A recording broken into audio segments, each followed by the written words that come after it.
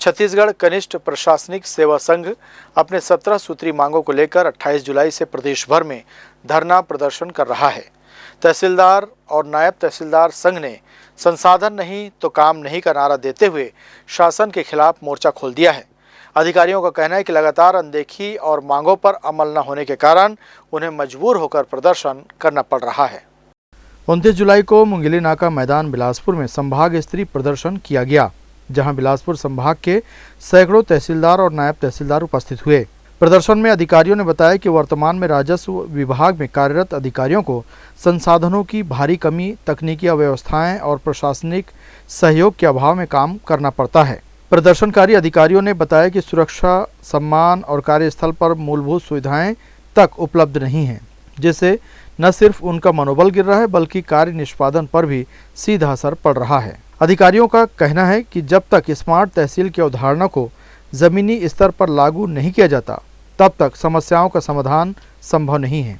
हमारे अभी जो वर्तमान में सरकार है प्रयास तो कर रही है, जैसे कि आपने सुशासन में भी देखा, लेकिन सुशासन कैसे आएगी? तहसीलों का आलम आप देख लीजिए कि वहाँ चपरासी चौकीदार नहीं है, बाबू नहीं है, ऑपरेटर नहीं है, तो हम जनता का काम को टाइम लिमिट में कैसे करेंगे?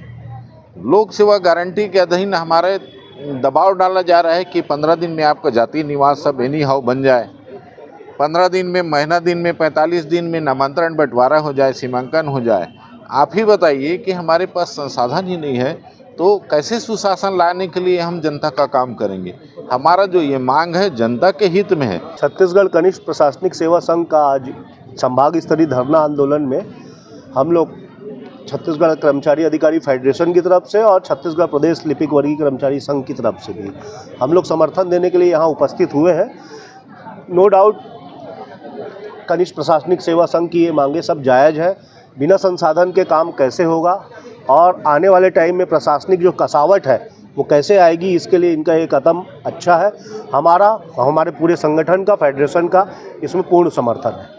संघ के पदाधिकारियों ने कहा कि वे पहले भी कई बार शासन और प्रशासन को अपनी समस्याओं से अवगत करा चुके हैं, लेकिन हर बार आश्वासन के सिवाय कुछ नहीं मिलता। ऐसे में अब आंदोलन ही एकमात्र रास्ता बचा है। वे चाहते हैं कि मांगों पर गंभीरता से विचार कर जल्द से जल्द निर्णय लिया जाए। ये ऑफिस चलाने का एक नया सुगुफा छोड़ा गया है। ये ऑफिस चलेगा कैसे? जिस ऑफिस में 10 साल पुराना 2 कंप्यूटर है और 10 कर्मचारी काम है और 10 सेक्शन से जाना है, जब उसके पास संसाधन नहीं है, कंप्यूटर नहीं है, तो ये ऑफिस से गठन कैसे होगा? ये ऑफिस शुरुआत कैसे होगा? कलेक्टर तरफ से आ रहा है, शासन से आ रहा है कि ये ऑफिस चलाना है।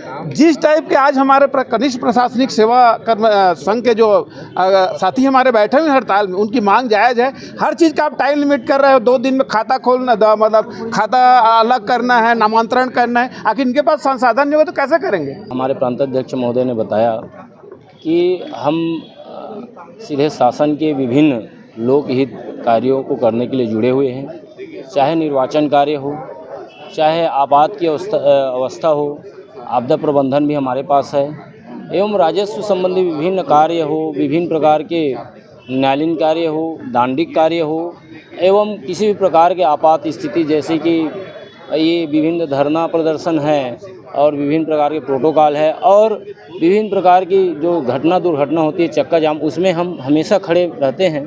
परंतु वादा करने के बाद, शासन के नियमों में रहने के बाद भी पर्याप्त संसाधन प्राप्त नहीं होने के कारण हमें विभिन्न प्रकार की समस्याओं का सामना करना पड़ता है और जनता को भी उस स्तर पे लाभ नहीं मिलता है जिस स्तर पे मिलना चाहिए। 30 जुलाई को रायपुर के तूता में राज्य स्तरीय धरना प्रदर्शन का आयोजन किया गया है। इस प्रदर्शन में पूरे राज्य के तहसीलदार और नायब तहसीलदार बड़ी संख्या में शामिल होकर अपनी आवाज़ बुलंद करेंगे। ग्रैंड न्यूज़ के लिए कैमरामैन राकेश मिश्रा के साथ भारतेंदु कौशिक की रिपोर्ट।